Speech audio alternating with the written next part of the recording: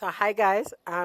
Today we'll be talking to Shirley, and Shirley will be telling us about her Bilums.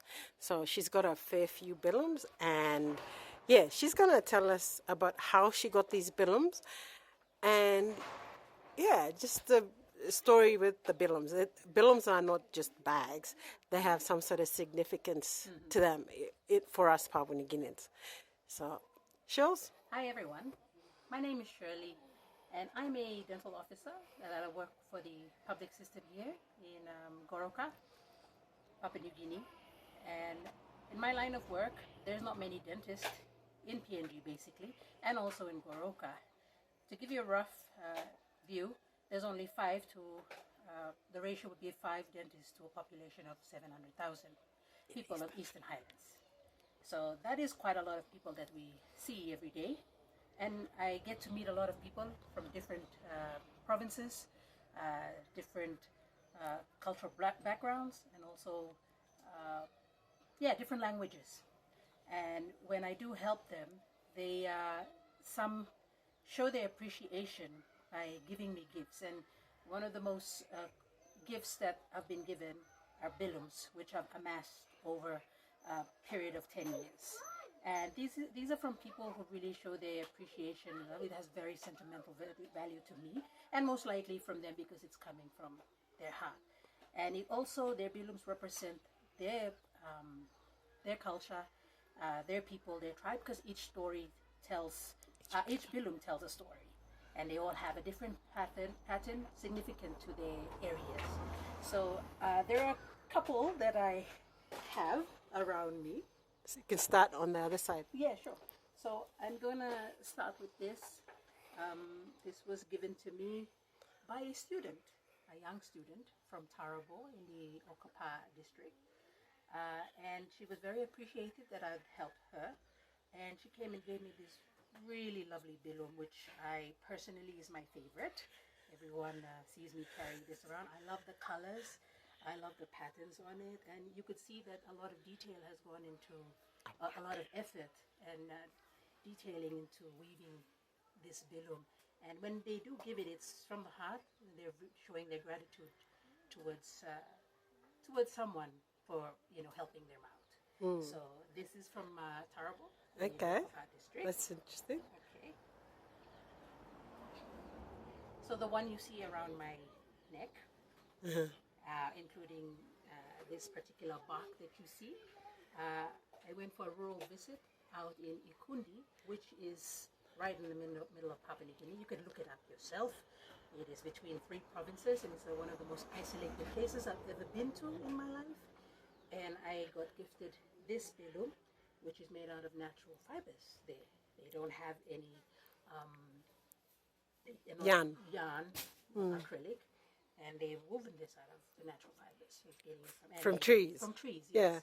And they've given me this bilum with this bark that you see. Up in the mountains, it's very cold. So it's a head. Sorry. Yeah, it's like a headpiece. So they put over their heads, and it keeps them warm. It's like kind of like you have your coats. Well, this is their coat in the mountains because it gets really chilly out there. So they wear this. The women especially wear this around. Can you open it for us? Sure. So you can see. Could you demonstrate wearing it? Let me just. Thank you.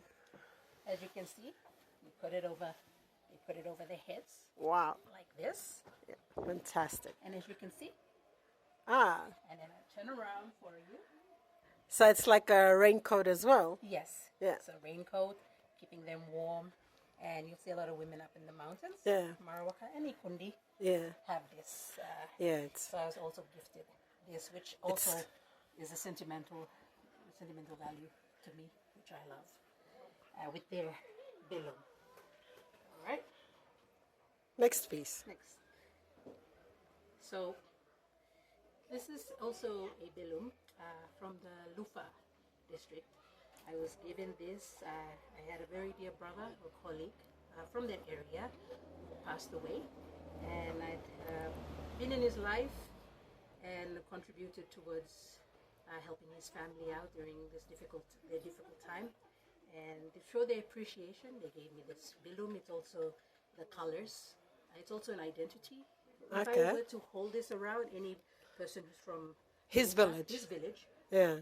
would definitely recognize this and, approach me and ask me, what that how did you get that bilum? Yes, Yeah. yeah. Yeah. So it's a sense of identity, It's a sense of identity. especially with the colors, Specific colors they use, the specific patterns that they use. Probably to the untrained eye would just be any colors, but for them, it's like I said, a woven it's an identity. Yeah. So if I were to take this out into public, a person who's from that area or the clan will definitely identify and most likely approach and ask, how I came about to be like holding this bilum, Yeah. which of course you tell the story and that connection is made. So in a way you could say that you could connect with people Yeah. from that area Yeah. over a piece of yeah. and Okay, nothing sure. brings you more joy than seeing a sense of identity of Being person. approached by Yeah. someone else and saying, "Oh, Yeah. yeah." You So see it's your flag, familiarity. Yeah. You're familiarized with it. Somebody sees this from there, they're like, "Oh, that's somebody." So it's like a tribal flag. Yeah, Yeah. yeah. You could say that. Yeah. And what about this piece? Okay, this is an interesting piece. I love it. As you can see, it's made of all the chicken feathers or rooster feathers. It's Are you sure it's fragile. rooster? I'm not so sure. I think it's more like owl. Yeah. Owl? Yeah, it's not rooster. It's definitely owl. To those who study birds, you can correct me if I'm wrong. But this is made out of Feather. feathers. It's quite fragile and soft, as you can see. It was also can have a look inside. I know all the animal rights people will be Yes. jumping in arms, Yes. but I think it's not like people hunt all the birds. This is Yes. just a And they use Wow. the feathers, or they collect the feathers to have it woven into what seems to be a traditional fiber, if you can see closely here. But I doubt it's I doubt it's used to carry. It's more a decorative piece, huh? Yes, it's In more of homes a and decorative stuff like that.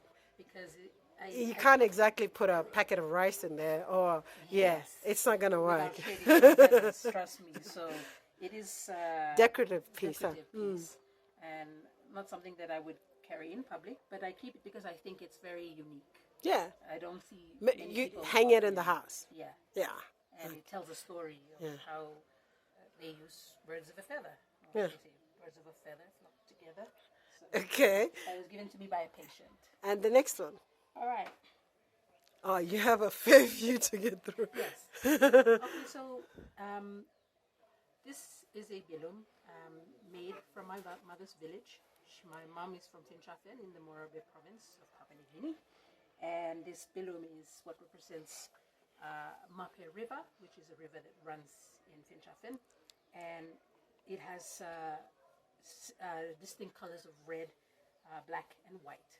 So black meaning That's the the black, tribal flag. yes. So black meaning the stones, and white meaning the river, the Mape River that runs over the stones. So if I were to hold this in public, then Carry it. then people from my mother's village would identify with it and know that it came from Moreover. Morabe. Okay. And which other piece? Which other piece? All right. All right. So bilums can also be given as a gift. And so this was given to me by one of my colleagues who I work with, who gave me this bilum as a present.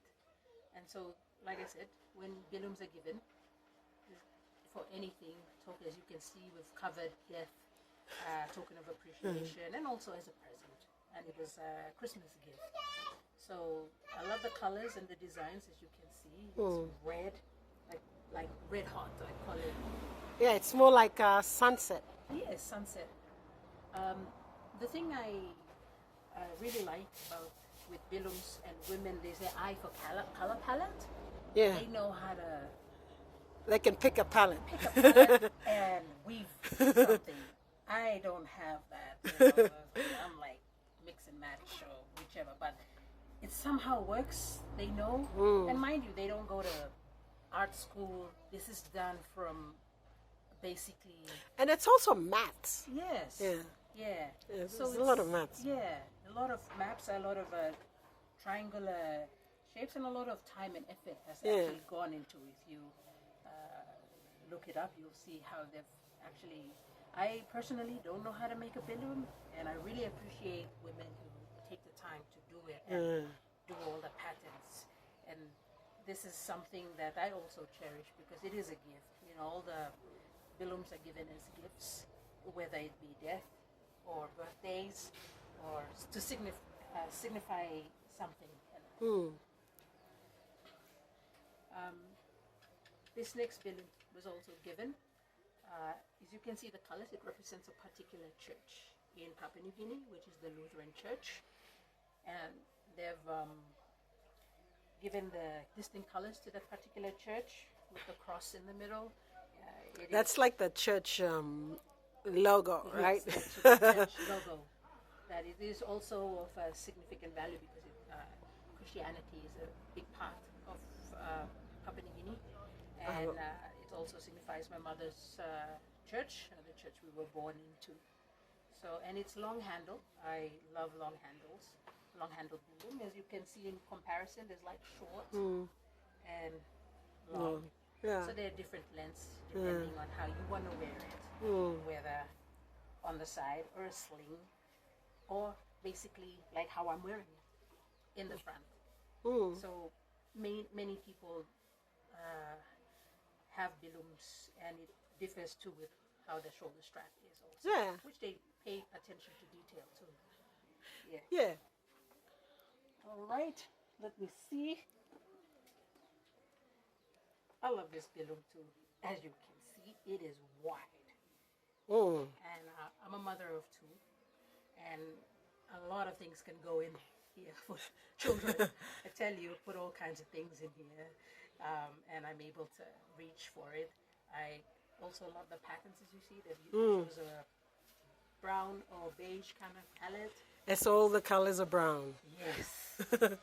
Thick handle, big, you can see.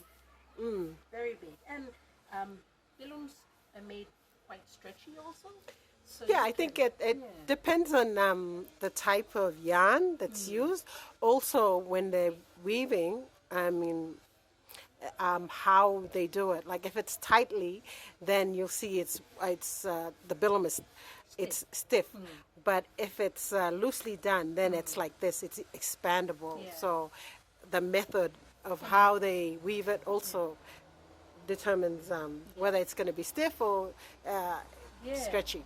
That is true, because for women to actually create a constant tension for a long period of time and maintain this kind of, because I don't know how to make bilum, but I know how to crochet and knit, and I know it's all about tension.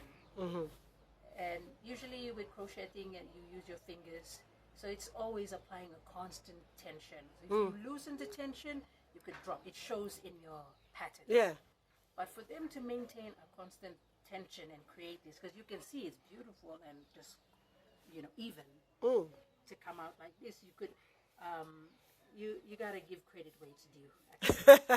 And mind you, they do this all by hand. They don't have any tension. Well, actually, you know what? They some use there's a special sort of rubber, but they use broomsticks to broomsticks or just thin. What is it? Yeah, just a thin stick, and then that's how they make it tense. Yeah. So this is my add on. It's just a broomstick and a stick.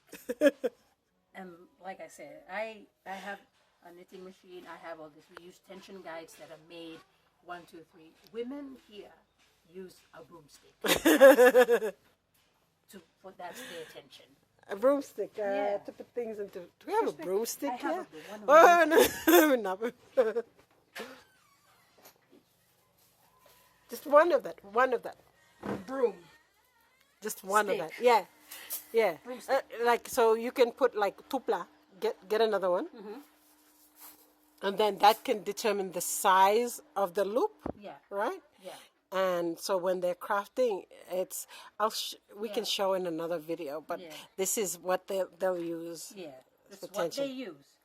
This and a broom is what Yeah. they use to sweep rubbish, and they use that. So it's Improvising. They're improvising. They're getting things from their surroundings and their environment in order to put into a bilum, and then for you to enjoy at the end. But if you know the process and how, when they give it to you, you know it's straight from the heart because a lot of time and effort has actually gone into it, and they're gifting you with this, with a special, whether it has a story behind for their culture. Yeah. So with that, I'm always, like I said, they all hold a special place in my heart. So it's very hard to sell her bilums. Very, very hard. Very hard. Last one. Okay, last one. Okay, this is also from the Morobe province, and Morobe province shares also a border with Eastern Highlands and Madang, and they all these are natural fibers, which are, as you can see, the colors are natural dye they get from the bush, and they color the bilums in. So none of these are all from paint from the store. They're all natural fiber, as you can see. They're from plant dyes. Yeah, I think. and plant dyes. Yeah, Yeah. plant dyes. And they're from the Morobe. You'll find them in the Morobe district and Madang also. Morobe province. Morobe, Madang province also. And Siasi too. Mm. Yes. The particular style. Yes, this particular style. So in each, like say in different coastal provinces, and Yes. they have different styles of bilums as well, and not just highlands. Not just Highlands. So bilums are used everywhere Yes. in Papua New Guinea. In Papua New Guinea, and in other New Guinea islands, it would be baskets and different woven baskets. That's a different That's story. a different story because I have different baskets for different purposes that I can tell you in the next. But for now, it's all about bilums. And if you do watch this, I hope you could appreciate where bilums Bilums. come from Yeah. and what they mean to the women that created, to us here in Papua New Guinea. And when it's given to you, you know it comes from a special place. Like how grateful they are to you. Thank you, Shirley, for sharing your bilums with us today. We'll see you next time, hopefully. Yes.